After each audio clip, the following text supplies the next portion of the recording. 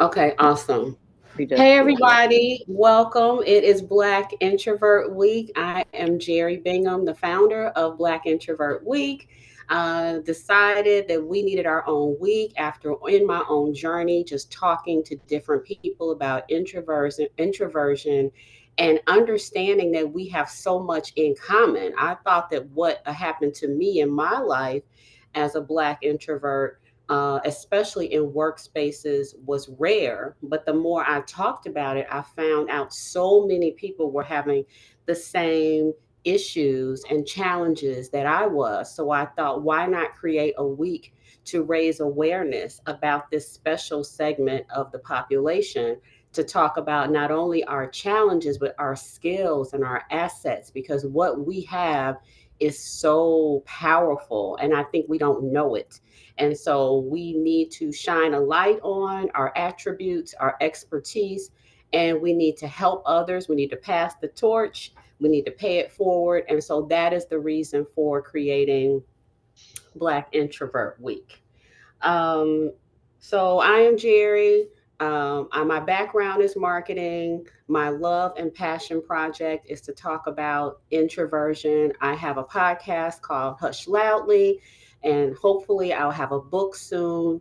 And my passion, my desire is just to help uplift um, and help empower introverts, and also to educate the extroverted society that we live in about us. So it's all about inclusivity. I'd like to introduce the panel. I'm going to start now with Deidra. Deidra Smith, Deidra Wade. She's a human resources executive with over 25 years experience partnering with business leaders in private and nonprofit sectors. Deidra worked with organizations in creating HR strategy and solutions to meet organizational goals. She's passionate about helping individuals reach their full potential. She has helped the unemployed and underemployed market themselves to obtain careers that are financially fulfilling and rewarding. She teaches English to adult learners in Japan, China, and Brazil in order to excel their careers. She is also a published author of a children's book, Where's My Mommy's Hair, which is on Amazon. She's the co owner of Sign Dreamers. Sign Dreamers brings joy through personalized yard signs, and she's in Illinois in the Chicago area. Um, and then let's jump now to Courtney, if you'd like to tell us a little bit about yourself. Hi, Jeri. Thanks for having me. Hi, everyone. I'm Courtney Peterson. I'm also a career HR professional and human resources executive. I have experience across a variety of industries, from nonprofits to corporate spaces. And overall, my goal is pretty singular in how I show up for this work, which is creating workplaces where humans can thrive. I want all the humans to be able to thrive at work. I am a trained leadership coach, and in addition to serving as a chief people and culture officer for a nonprofit in Washington, D.C., I also run my own boutique consultancy where I do leadership coaching, I do conflict mediation and other HR consulting, and also 2 semesters out of each year, I teach part-time at Georgetown University. I teach graduate students there. And currently work for a company that is all remote full time. And so I'm dealing with a geographically dispersed workforce that lives across 25 states in the United States. I have led large teams, I have led small teams, I've been an HR department of one, and very passionate about this work. So I would say my passion projects have to do with coaching, particularly coaching women leaders. So that's like my favorite thing to do. Delighted to be here. I'm an introvert, been an introvert my whole life, and can't wait to talk more about this journey. Thanks, Courtney. Janice. Awesome. All right, my name is Janice Chaka, and I am currently in the northeast of the United States, but have lived in Mexico and the United Kingdom and a bunch of other countries around the world. My background is in HR as well, mainly leading international groups for various sized organizations from the HR and recruiting sort of standpoint. And the work that I do now is with the Career Introvert. That is my own company. I do a lot of training within organizations on bridging the communication gap between introverts and extroverts to help them make their teams better, because communication is the root of everything. And the more we know about how other people work, and putting together a strategy on how to do that within teams makes everything better. I also have a podcast called The Traveling Introvert. It's out every Tuesday, just 5 minutes. And it's about me running my business remotely. And I've been working remote since before it became hip.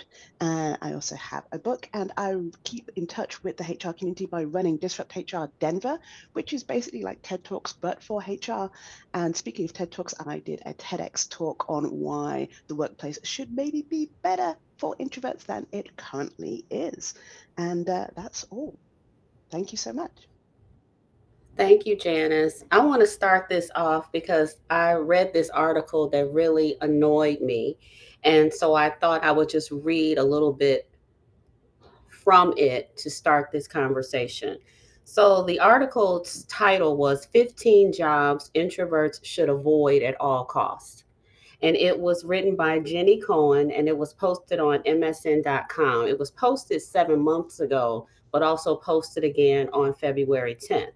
So the jobs that she said introverts should avoid are flight attendant, sales rep, event planner, real estate agent, job recruiter. Okay, so we have three people on this call whose backgrounds are HR, who recruits, customer service rep, lawyer. My lawyer is an introvert. PR specialist, that's me. My bachelor's degree is in public relations. I'm PR, marketing, communications all day long. Journalist, registered nurse, waiter, teacher, social media manager, HR specialist. So again, y'all HR people, and greeter. So this just really bothered me because I hate that things like that are out here in the atmosphere and could possibly impact a younger, more impressionable person who will think, oh, I should not go into HR or PR because this article says that. So doing things like this will help us combat these sort of, I feel like, stereotypes and these stigmas that are out there. I just want to give an example of me interviewing an experience I had, and then we'll jump into what these HR specialists say. So there was a position that I had applied for at a large system, and I interviewed with 27 people total. So it was group interviews, groups of 4 and 5. First it was HR, then all across the place, the institution. Then it got down to me and one other candidate. I was the final. I wanted this job so bad. I was like, this is my job. It was a vice president role. It was branding and marketing, all the stuff that I love. And so the HR person was really rooting for me. I could just tell. So I did not get the job. So he called me after and we talked about it. And he said, I just really thought you were going to get it. I'm not supposed to talk to you about this. And he said, but maybe you just didn't interview well. And he said, but I know you interviewed well with everyone else on the way there. And then he was like, or maybe it just wasn't the right fit.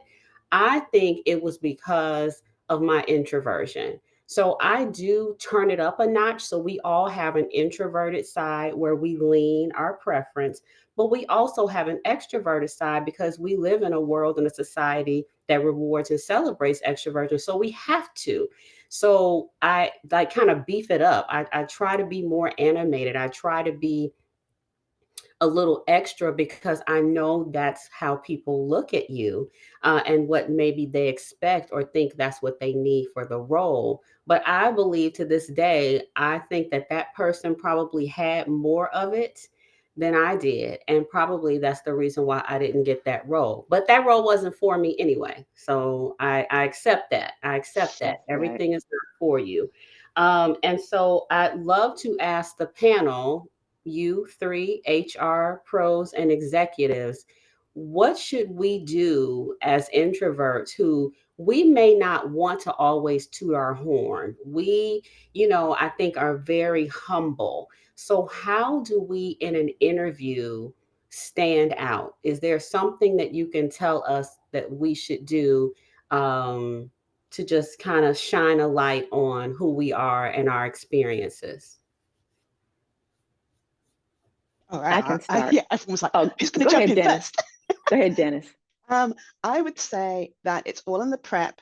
Yes, you mentioned that we might be humble. Go ask people who you work with what shines out to them, because what shines out to them will be different to what shines out to you.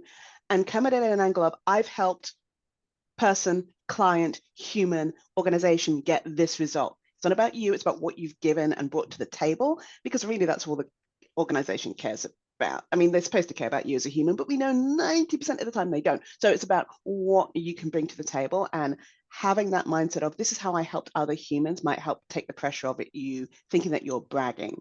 But having it come from other people also helps sort of bolster and give you accountability that, hey, yes, you did this and these people noticed this about you.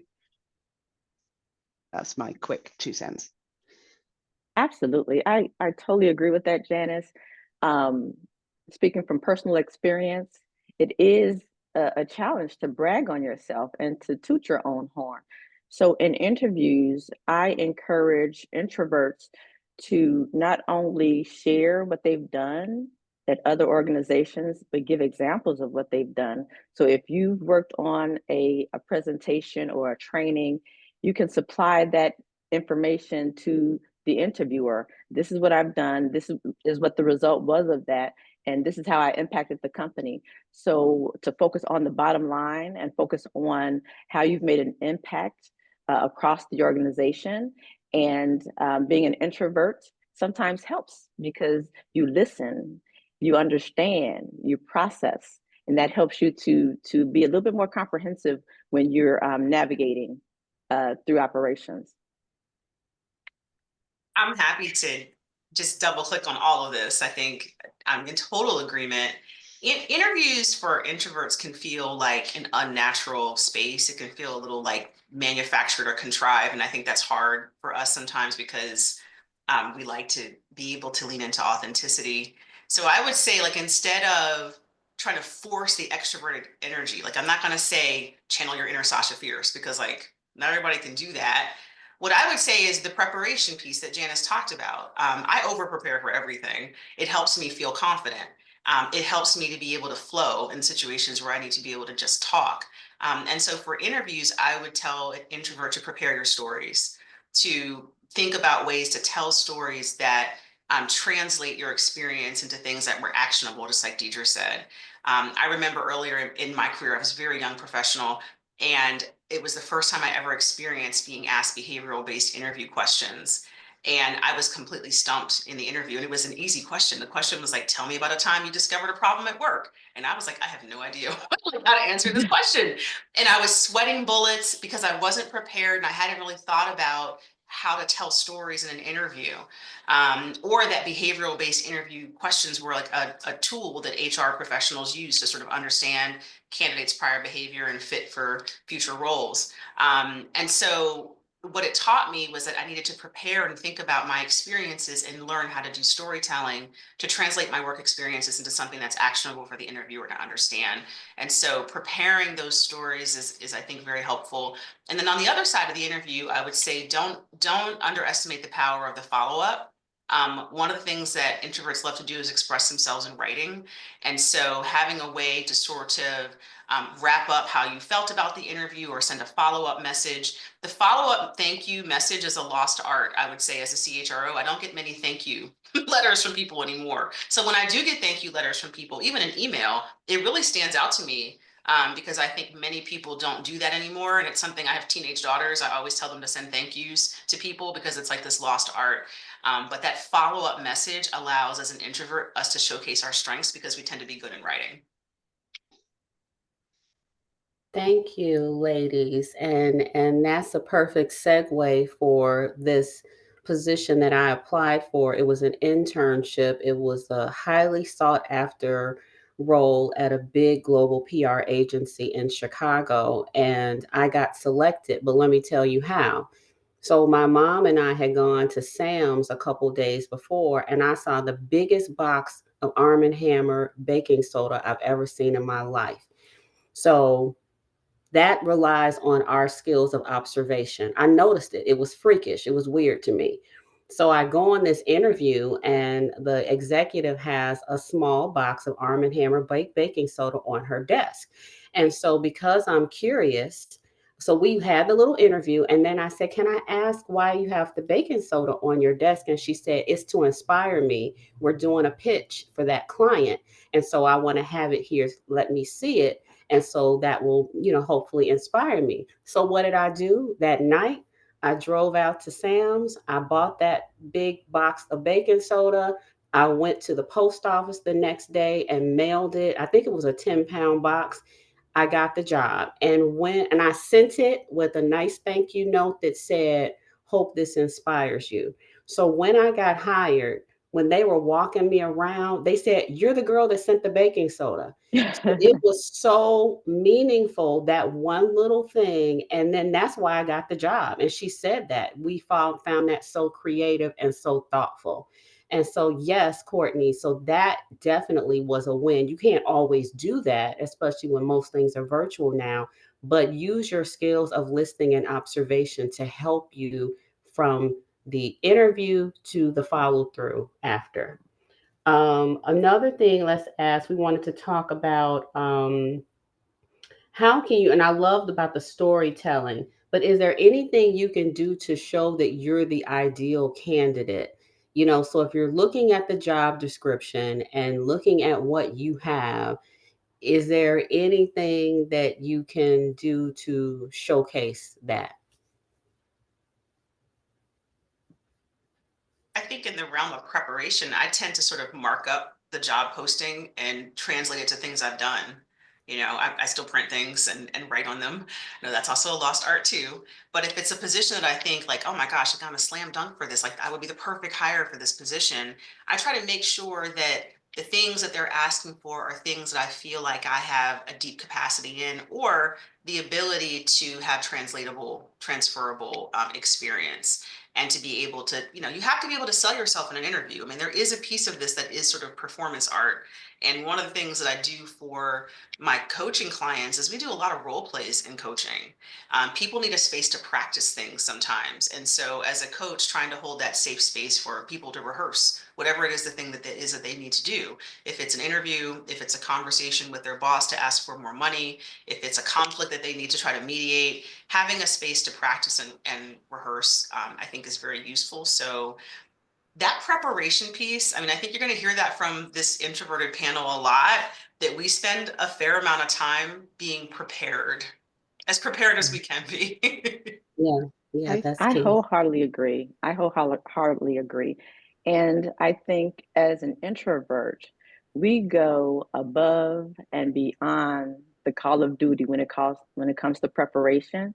Yep. So, from personal experience, if I'm interviewing, I am digging deep into the website, seeing what their goals are, seeing what their core values are, their mission, their vision. I'm looking up all of the employees on LinkedIn. I'm pinging them, having conversations with them, saying, "Hey, I'm interviewing for this role. What would I need to know?" Especially if it's someone in my network. And looking at articles, looking at their share prices, looking at, are they trending upward or downward? I'm looking at uh, how they've been doing in the public's eye. I'm digging into all of that. So then when we're asked questions, I can tell them something that no other candidate has told them, or ask them something that no other candidate has asked them. And just showing how comprehensive you are in digging into that role and showing your passion, that usually sets you apart. And that's your strategic advantage in that regard. I would marry those two things together. So something that I do with my cohorts is with the success visibility system is you mentioned your network. And as introverts, we need to be intentional in the networks that we create, and spending the time, putting time aside every week or every month to build those connections, because we heard the stories that connections get you jobs. Yeah, the interview and the resume, but who you know helps. And being able to ask someone, oh, hey, I'm applying at this job for this company, tell me about it, and then being comfortable enough to tell you about it means that you have to start building those connections, not just when you're looking for a job, but be intentional about it on a regular basis.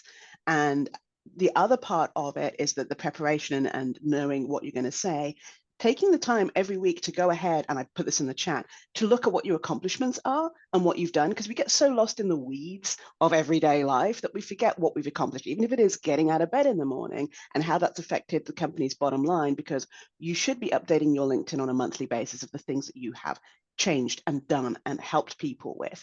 And marrying that, looking at, oh, I've done all these things over these past year, helps you far easily translate that into why you should get that job than trying to think last minute, oh my goodness, what did I do last week? Because my memory is not that good anymore. So marrying those two things together is something I work with my cohorts, and it produces great results. And so I back up everything that everyone has said.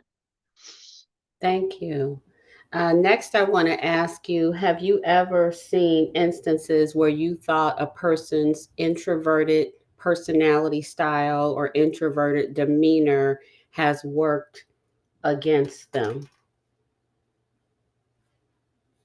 So I gave my example where I think I was still myself. I'm talking about that job I didn't get. I was still myself, but I did perk up a bit. I think I was a little more animated. So I was being flexible in that regard. And I didn't get the job, but have you seen instances where you believe it came down to maybe two candidates? And the person who was making the decision decided to go with the person that was more gregarious or more outgoing or more extroverted, in comparison to the introverted person who maybe if all things were equal on paper. Have you seen that? Well, I I would mean, say I've seen, oh, I'm sorry, Janice, go ahead. I was going to say, I just have a similar story where I applied for a HR job and they made me do a personality test. And they're like, oh, you can't possibly be in HR because you're this particular type of human according to the test. So there's no way you could do the job. And I was like, I've done this job for 3 other companies over the past 10 years, bigger than yours. Why is this an issue? And they just like moved on to other people because of the test, which boxes you into whatever they think, and therefore did not get the job. But it was fine. It's fine. Didn't want the job anyway. But no, go ahead. I had an experience.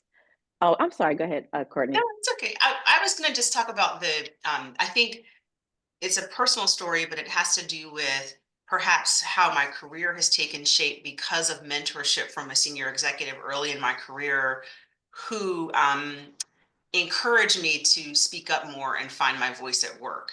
I think that because I took his advice, I actually think that it allowed me to sort of have this career with the kind of upward ascension that I think at least it contributed to it.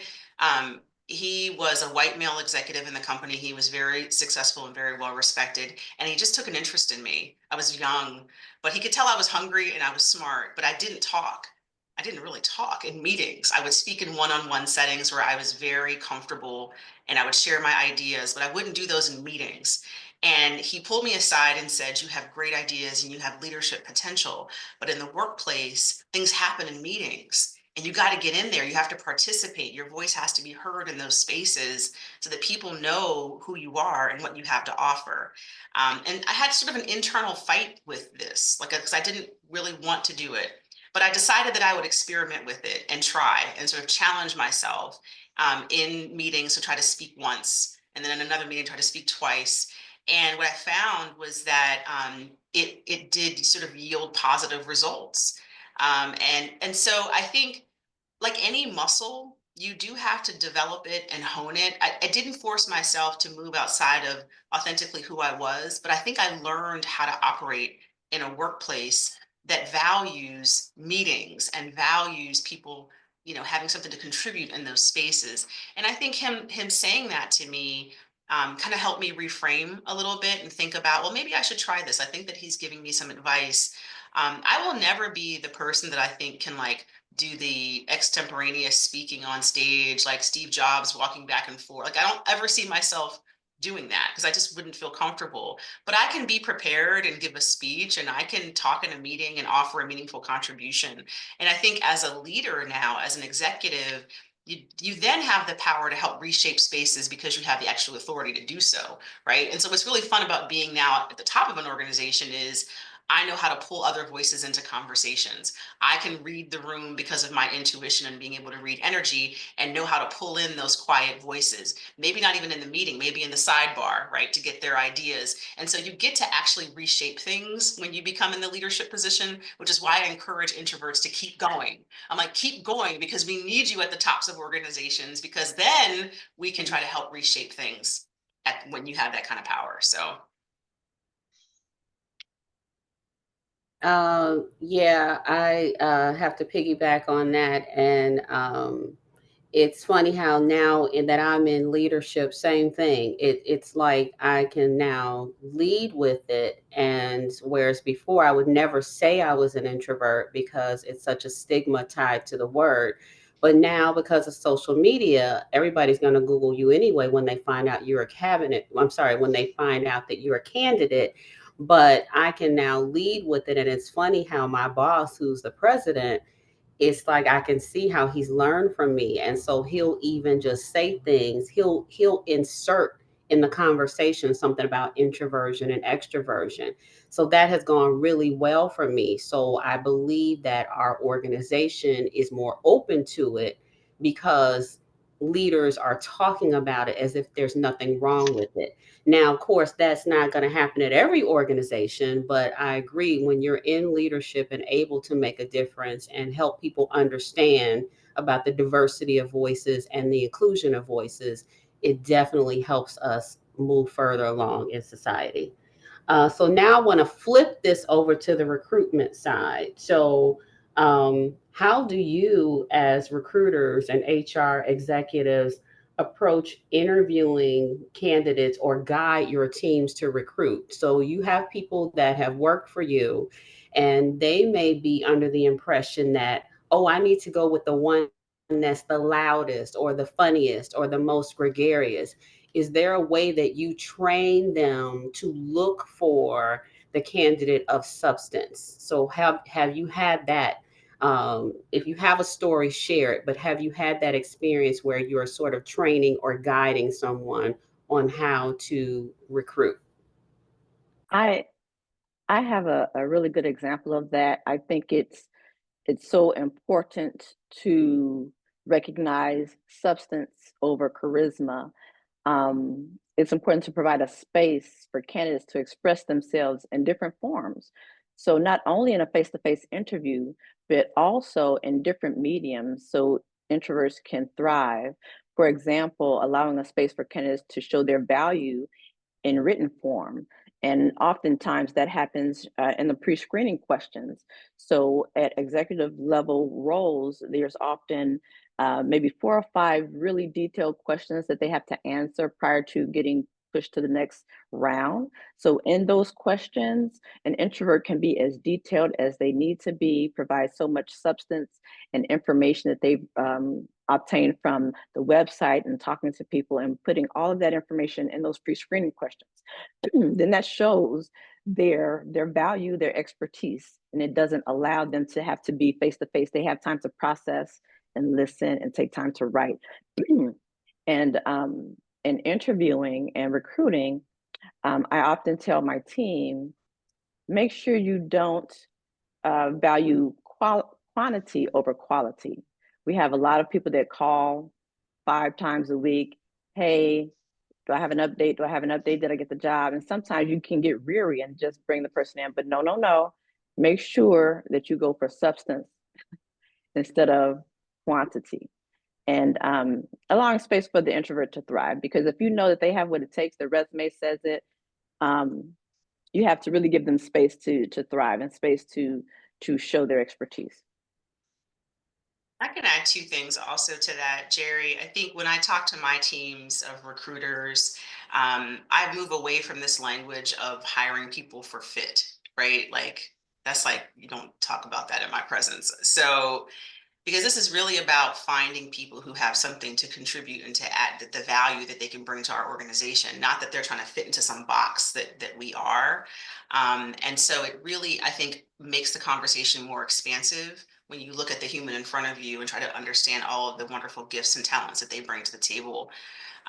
The other thing that I try to compel my teams to do is to allow people space to think before responding to a question. That you don't get extra credit because you immediately start talking when a question is asked, that you actually can practice like the pause, and that silence is not a bad thing, and that giving people a second to just think about the question and be thoughtful. I actually give extra credit in my mind for people who are thoughtful, because I think when you're actually demonstrating that in an interview, my hope is that that translates to when you're actually in the job also, because if you're going to come work for my organization, you're going to be entrusted with a certain amount of responsibility to do work on behalf of our organization. And my hope is that you're going to be thoughtful, and that you're going to think about the best way to approach situations and to problem solve. And so when a candidate needs space to think before responding in an interview, I don't view that as a bad thing at all. I think it's a really good thing, to allow them a moment. And I think it's important for introverts to own that pause, own that space. Oftentimes, I've seen extroverts try to fill that space with just mindless chatter, but on the pause, take ownership of it and say, hey, let me take a moment. Let me think about that for a second. And the silence is okay. The silence is fine. Own the silence. I would add to this from a slightly different point of view. Well, two things. One, from a HR point of view, it's a case of being upfront on the job description, saying this is what the process looks like. This is how much of your valuable time that we are going to take up. Because a lot of organizations are like, we're going to make you jump through 16 hoops. We know you have a job and you kind of want this one and you don't really have time to take hours off, but this is what the process looks like. These are the questions in advance that we're going to do. There's a couple of big oil companies that do a very good job of this and set people up for success. We want you to succeed in the interview because that's when we see the best of you, and therefore it's easier for us to pick the best candidate. So setting people up in advance from a HR process standpoint is really, really important. Those are the changes I've made within organizations. But on another side, I'm on the board for Disrupt HR, and so we get people interviewing to be on stage.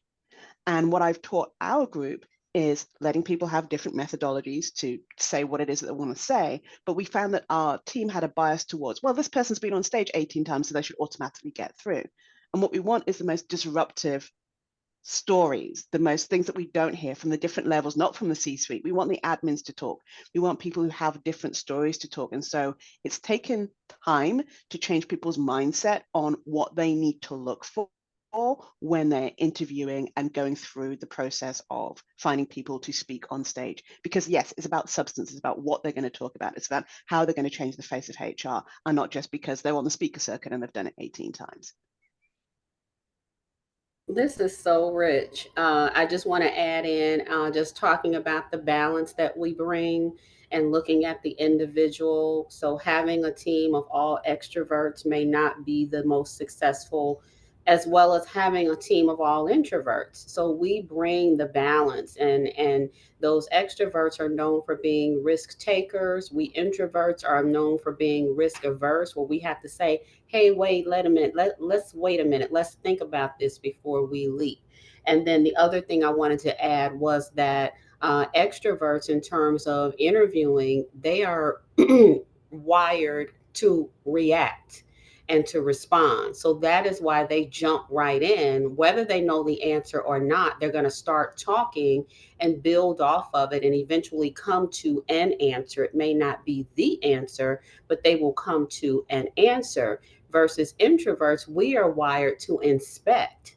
So that's why we're sitting there thinking like, where are they really going with this? What do they really want to know? You know, all these things are going through our minds, and it's back also to our neural pathways, which Marty Laney talks about in her book, The Introvert Advantage.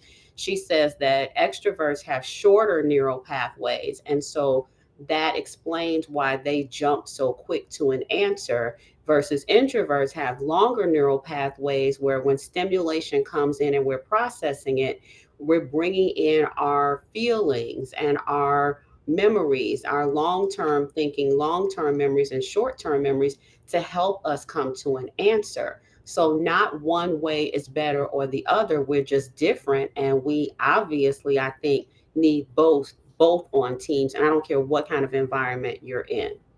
So now we want to jump to the other side of um, you got the job. Okay, so introverts, you're perfect, right? So we know you got the job. You're brilliant, you're creative, you're thoughtful, so you got the job. So once you get the job, you're in this new environment.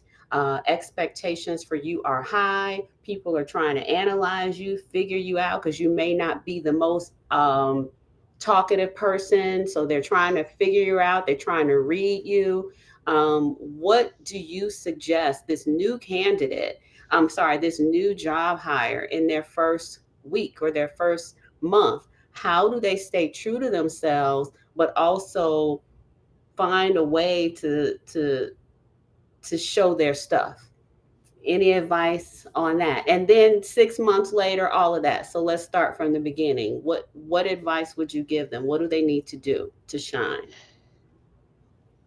Jen, That there's not a one's right. There's a variety of strategies that I think all of us have used. So I'm very curious to hear this brilliant panel, and how each of us approaches this. But I think I had to come to terms with and be at peace with the fact that I am not going to be the loudest person in the room, and I'm not going to be the first to speak. Like, that's just not how I show up.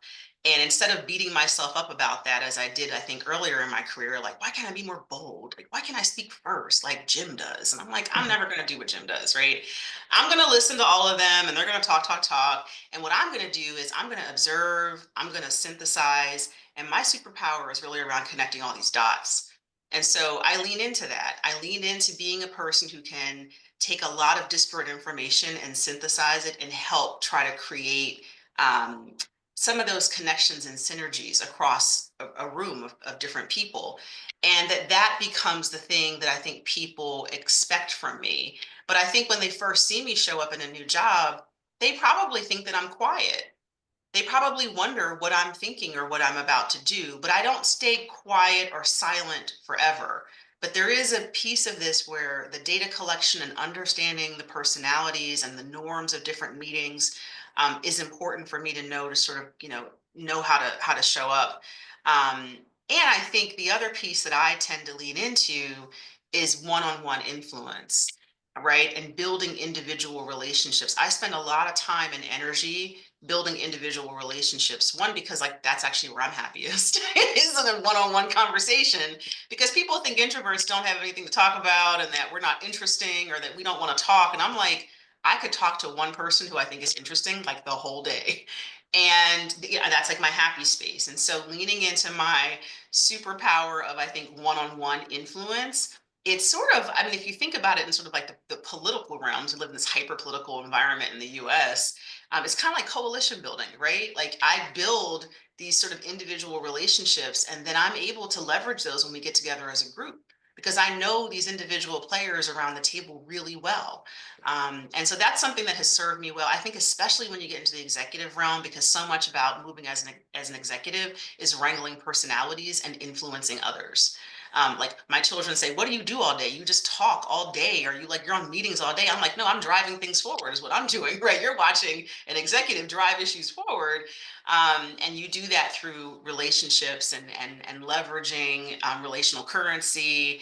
You do that through knowing people as individuals and knowing what motivates them and drives them. You do that through understanding the broader mission and what we're all working towards together. And so I think the combination of one-on-one influence and the ability when you are in a group setting to be able to observe and synthesize and connect the dots are things that I think play very nicely with the introvert's natural disposition. I think I'm sorry, go ahead. I'm going to sort of answer the question, but not really answer the question. And it's going to be from the side of, you mentioned, how do we show up and how do we show people that we're the best person for the job? And a lot of the time you'll find that when people start the job, they set themselves up for failure. I had a client that she started and she's like, said yes to all the meetings, yes to all the projects, put her hands up to all the things because she wanted to prove that, yes, I was the right person for the job. You picked the right human and I'm here for everything. And that's not sustainable, and that leads to burnout. And so that's not what you want to be doing. And so part of this is, preparing as an individual, what boundaries can you set now that will be really helpful for you long term? So if you're the kind of person that needs 2 hours blocked out for deep focus work, set that boundary now, because how you start the job is how people are going to treat you moving forward. So saying, hey, I need this time, please don't put things on my time or my messaging or my favorite method of messaging, or this is what I need, this is how I communicate. Giving people a cheat sheet of how best to work with you is helpful. Stops people guessing, stops people being like, I don't want to talk to her because I don't know. But also, you need to start standing up for yourself now and setting yourself up for success in the future. So setting those boundaries lets people know that you know how you work best, and then you're not necessarily going to mold to whatever it is that they need and they're doing. But also thinking about your energy, because the first 90 days, generally, if you're there, you're working harder, you're thinking, you're learning new things. Think about what you can do to set yourself up for success outside of work, how you can take breaks, how you can nourish yourself, things that will work for you long term is going to be key. So doing that preparation beforehand, thinking, okay, what can I do? What do I need? Will help you. But also, staying true to yourself and doing what works for you. Like you mentioned, there's going to be more than one answer to this. It depends on the job and the role and you. But go ahead, Deidra. This conversation is so important because I see so many commonalities in my early career and Courtney's early career, speaking up in meetings, not knowing, when to jump in, not knowing if you should jump in, and then going home saying, I should have said this and I should have said that, and why didn't I say this? And I've had that same exact experience. For me, in an executive role, employees have this expectation of who you should be as an executive. They expect for you to be this big voice, and you're walking around pompous and you're the authority. But when they get to know who I am, I've heard a lot of, she's really nice. You can talk to her. She listens. She's normal. Those are the words that I hear. When people come to me and they talk to me before they call, they say, I heard you were nice. So can I have a conversation with you? So it's so important for this space and this conversation, because we need to be able to support one another in these spaces as introverts. I just realized I was an introvert. Every time I tell my family that I'm an introvert, they do not believe me, because I'm close to the extrovert realm, but I can show up. Sometimes in a meeting, I'm quiet. Sometimes in a meeting, I'm talkative. So it just kind of depends on what's going on. As far as standing out, for me, I'm a really good listener. And that's in my personal life and my professional life. I do like small gatherings as opposed to big meetings. I think somebody said in the chat, one-on-one is my jam. Yes, I love one-on-one conversations. That's when I reveal myself. That's when I share. That's when I give information. And I think it's really important to set boundaries for yourself. I've learned that no is a complete sentence. And I've learned how to say that well. Now, no, I'm not going to do that. I'm not going to attend that meeting. No, I don't want to go to that function. No, I prefer to stay home. And sometimes you can say, I'm not going, and not have a reason. And it's okay. And it's okay. Thank you for that. I'm enjoying this conversation so much too. And back on the boundaries, when you're in leadership, you can probably do more for yourselves, and we all are. So, instead of why everybody's booking an hour-long meeting, book a 45-minute meeting, and then take that 15 minutes back for yourself to recharge, to go drink some water, to go eat a little something, or just sit still and listen to your music to get you recharged for the next meeting. I want to throw that in. And also, I'll block my calendar, because people will put meetings on your calendar 8, 9, 10, 11, 12. That does not work for me. You will not get the best version of me. Now, if I have to, I will. But when there's a space, I'm going to block it to have my time to get back to me. And I'm still working and it's still in work mode, but I just need some quiet or just some solitude. Even just for 15 minutes, it makes such a huge difference for many of us introverts. I want to talk also about the big win. So I try to get a big win in the first 30 to 45 days. So I said my background is marketing communications. So it's easier for me because when I'm interviewing for a job, I'm like Deidra. I'm all in the website. I'm looking at their press releases. I'm looking at what they are good at, what they're bad at. And so I start thinking before the interview, where are my contacts? How can I get them on the news? How can I get them a radio interview? I do all of that before I get the job. Then, when I get the job, in the first 30 days, I am trying my best to do something to bring something that they don't have or hadn't had. And then that kind of helps people calm down because I think people are anxious and they want to get to know you and they are looking for you to meet expectations for this big role. And so when you do something right away, if you're able in the first 30 to 60 days, then everybody will relax because it's hard for them to read you if you don't want to be read. I think a lot of us, I know Deidra, I work with her. She's been told she has a poker face. I love it. I've been told I had a poker face. I think it's an advantage that people don't know how to read you. Depending in certain positions, that's an advantage. And so you don't want people to read you when you're in HR or when you're in communications. You don't need to read on my face that I'm really panicked and freaking out about this situation. I don't need you to see that. I need to keep that inside. And so all of these things are like assets, I think, that introverts have that we don't even realize that we have. So that's it for me. And then I think, does anyone else want to say anything? Because we just have a few minutes left. So I thought that we would take questions from the audience if anyone has any specific questions. I do want to tie in the Black introvert thing. So when we talk about having a poker face, or Deidra even talked about people will say to her, "Oh, I heard you were nice." I believe, this is my opinion, that when you are an introvert and more of a quieter individual, and people are trying to read you, they misread your quiet as something else. And when you are a person of color, when you are a Black introvert, I think it brings in different stereotypes. And so if they can't read you and you aren't telling them all your business, they automatically think, oh, you must be mean. And I think that's tied to the stereotype of the angry Black woman. Either you're mean, or maybe you're not as smart, or maybe you're not engaged, or maybe you're not a team player.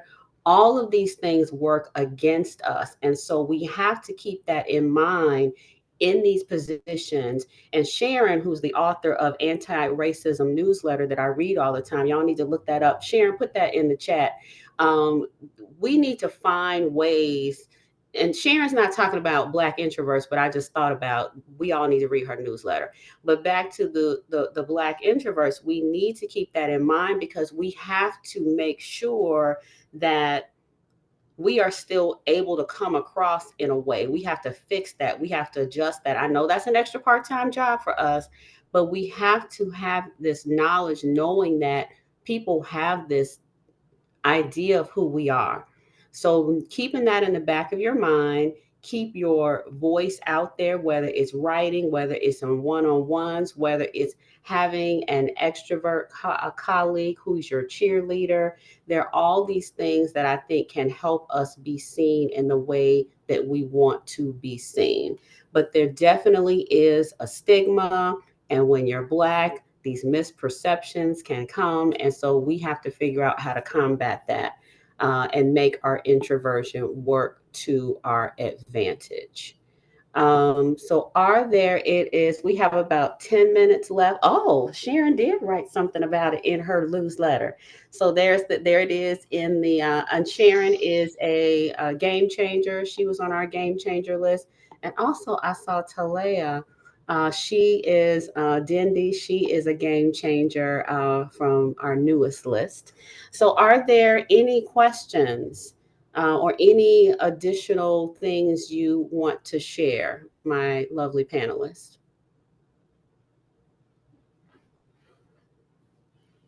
Any advice? So I just got a job. How do I let my light shine? Any additional advice?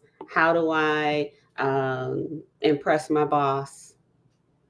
How do There's I lead a always team? some there's always some low-hanging fruits that you can take advantage of when you first start a job. I call it the discovery phase, where you're observing, you're learning people, you're building relationships.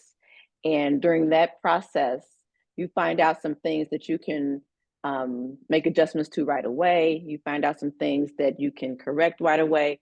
So focus on those low hanging fruit that can be a big win for you and provide some exposure for you.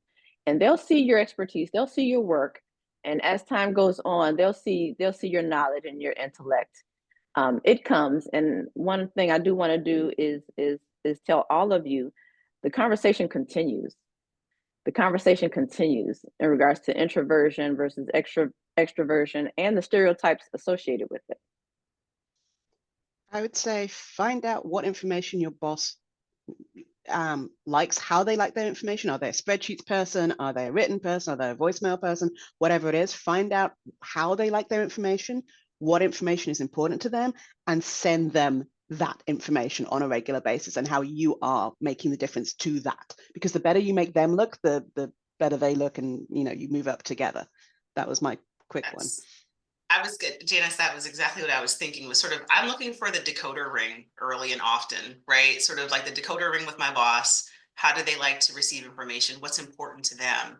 And then usually I'm inheriting a team of people where I'm their new leader and they're skeptical as well. So I'm trying to understand what motivates them, what work they really love, what energizes them, and what they're proud of, and sort of like just sort of build some norms in communication with the people closest to me, and then sort of branch out from there. So I sort of look at it as like who was closest to me, build those relationships, understand the work.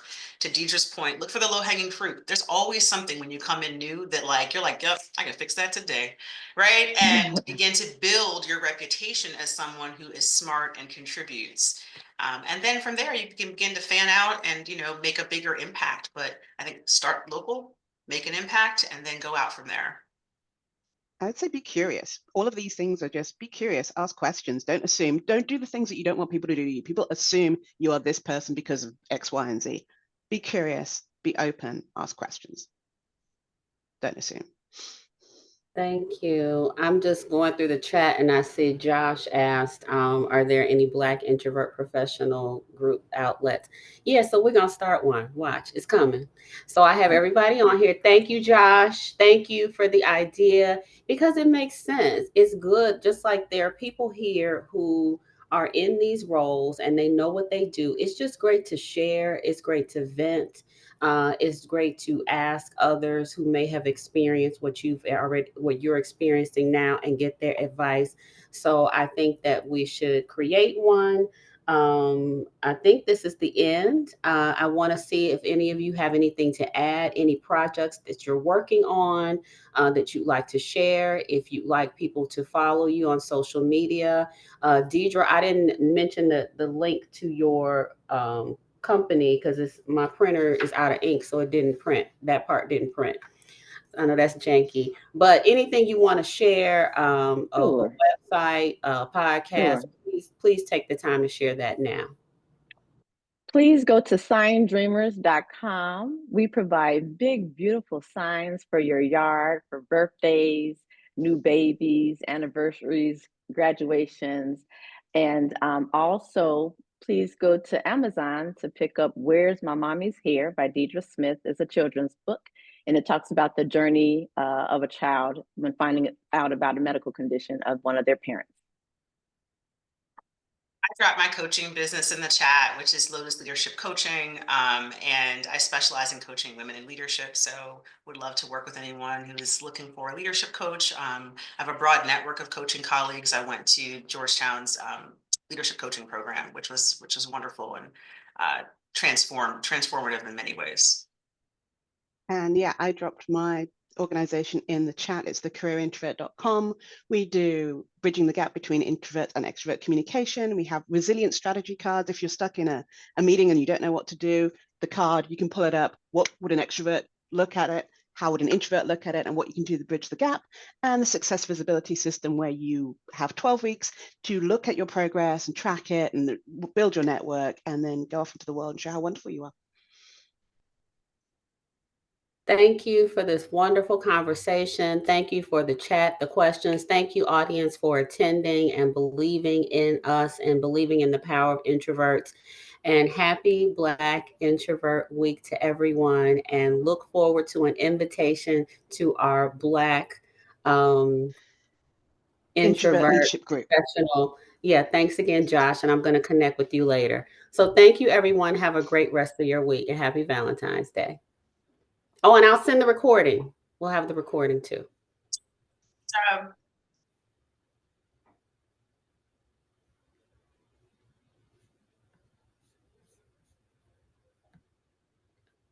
Let me stop recording.